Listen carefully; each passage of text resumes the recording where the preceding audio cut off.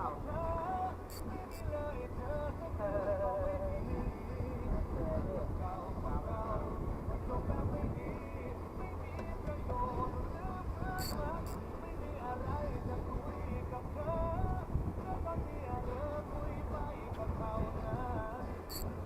ฮ้ยโดนแล้ว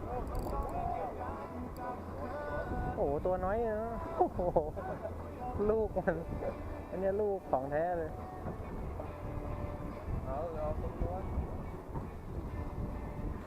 พ่นหมึกดีเล่นไป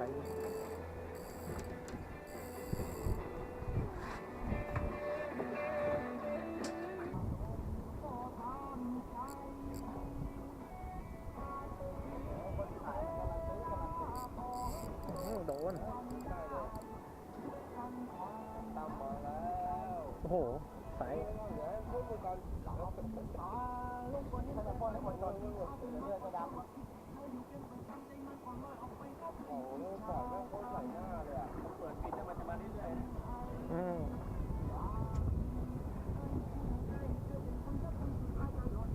โอ้ชิบหาย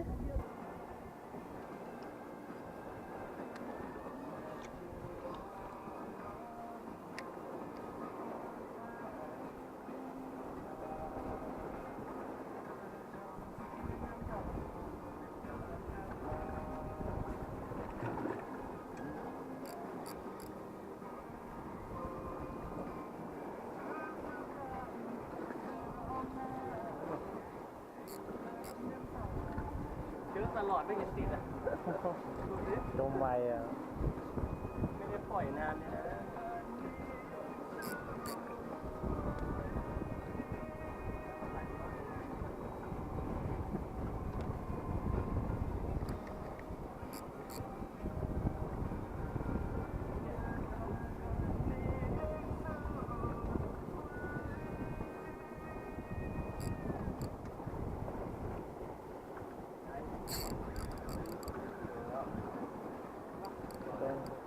ดำปีเลย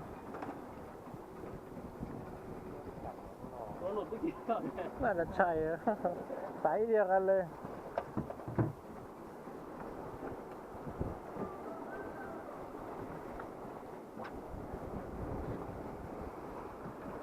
น่ารักโยเล็กหมึกเล็กตามโยเนี่ยโยเล็กโยเล็กหมึกเล็กนะ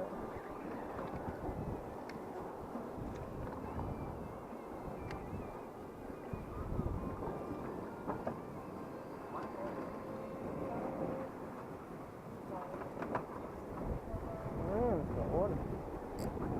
ใกล้ๆนะไซส์เดียวกันเลยโอ้ยใหญ่กว่าผมเฮ้ยตัวเดียวนะหนาๆเลยสามแล้วนะหมายเนี่ยยิงเล็กหนูเลยไม่ได้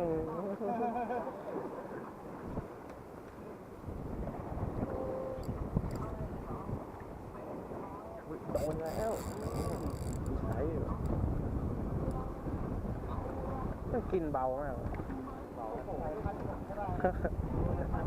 ใช้เดียว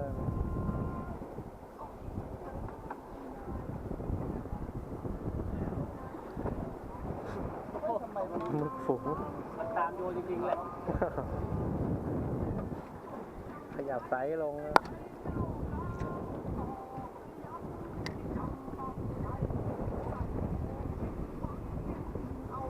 แม่งลากเลยกินเหมือนกุ้งนะช่างเหมือนกุ้งนะกินเหมือนกุ้งไม่กระชากแรงๆอยากโดนแรงๆตื้อเลยอยากโดนแรงๆอ่ะ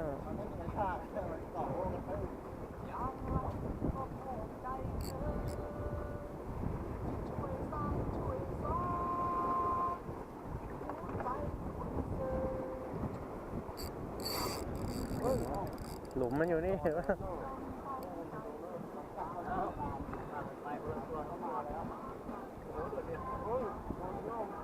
หลุมเดียวกันอุ้ยโอ้โห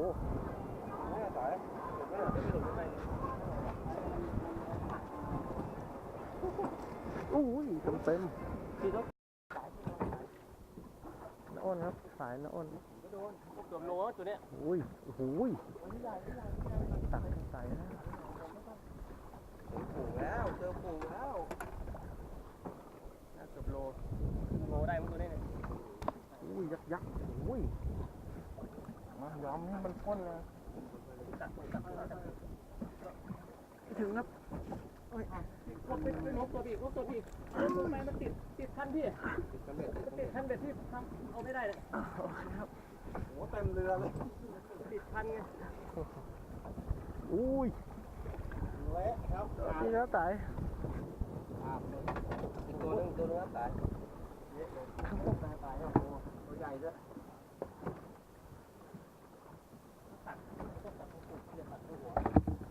ตัดหัวแล้วตัดยากมันจะพ่นใส่เราง่าย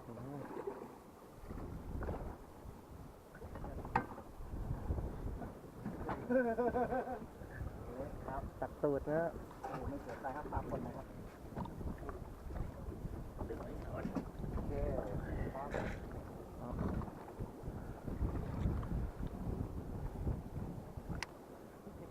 ข้างในตั้งนานลุงยังมาทำเมื่อก่อนก็ดี ตาสว่างเลย โดนหมึกเลยตาสว่าง ไปนี่นะเดี๋ยวลุงก็ไป โอ้โห โตด้วยไป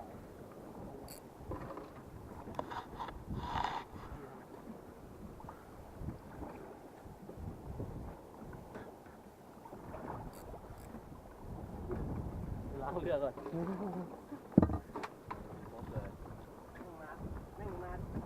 โดนตัวเดียวแม่งก้อนเบลอเลยบอกจะหลบไม่ได้หลบไม่ทันด้วยเรื่องของเรื่อง เขียวมันหลุดเนี่ย ไปยังมาผม อุ้ยอุ้ยอุ้ยอะไรเนี่ย ใจเลยมุดนี่แหละ อุ้ยอยู่ดีมันกระชากไปเลยอะ อย่างนี้แหละต้องตามไม่เป็นนี่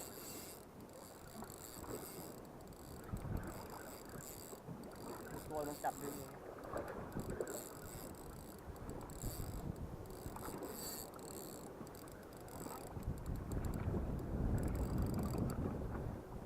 ไม่มั่นใจสายเท่าไหร่เนี่ย สายเท่าไหร่ครับพี่แต่มันจะหลุดแล้วเนี่ยเอาทางนู้นไปทางนู้นเอาไปทางขวา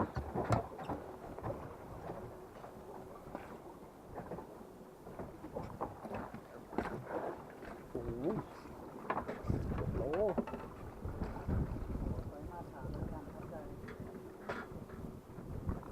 ครับกัดทีม ยับเลยแล้วต้องบวกให้บวกเวลาที่เราเสียเวลาไปกับที่หมุนด้วย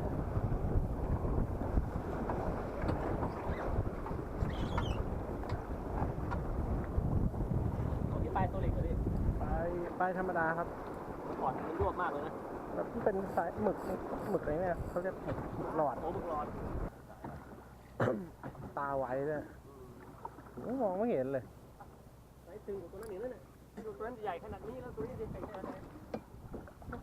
รอเลยครับ ตามเปิดนะต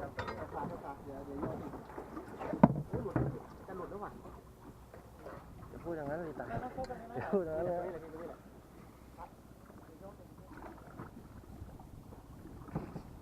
โอ้โหใหญ่จริง ตั้งหลักก่อน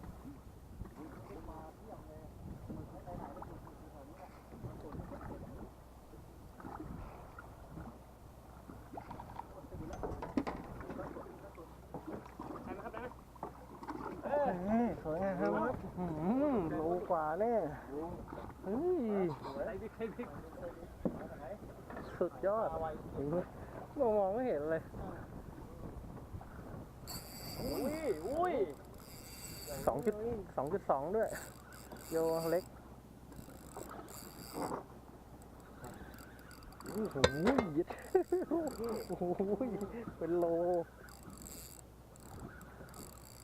ต้องบอกว่าเป็นโล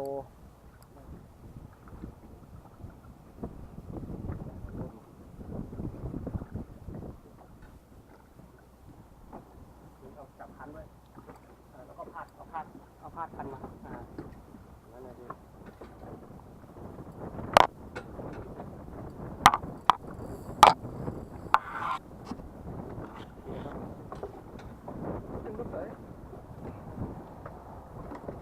ผมว่าไซส์โตกว่ารอบที่แล้วนี่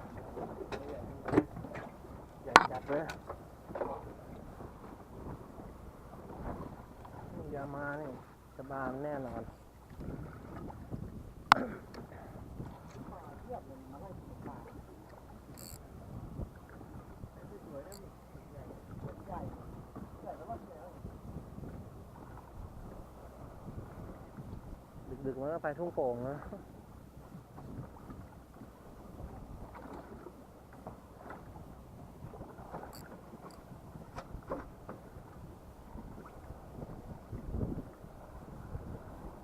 มันไปอยู่หัวนอกแล้ว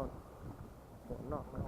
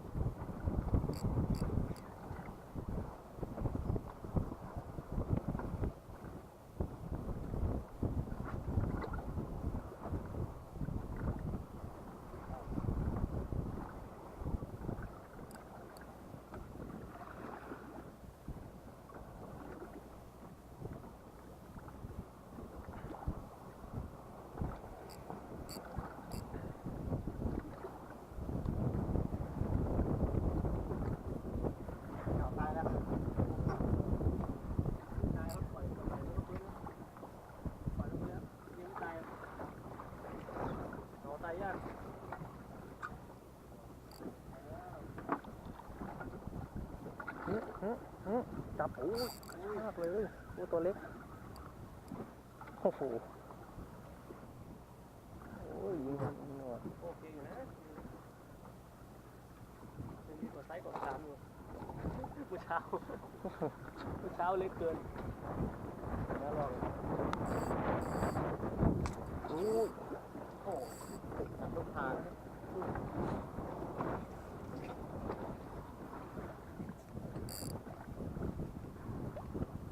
โอ้ยสายคัดไซส์เลยอ่ะ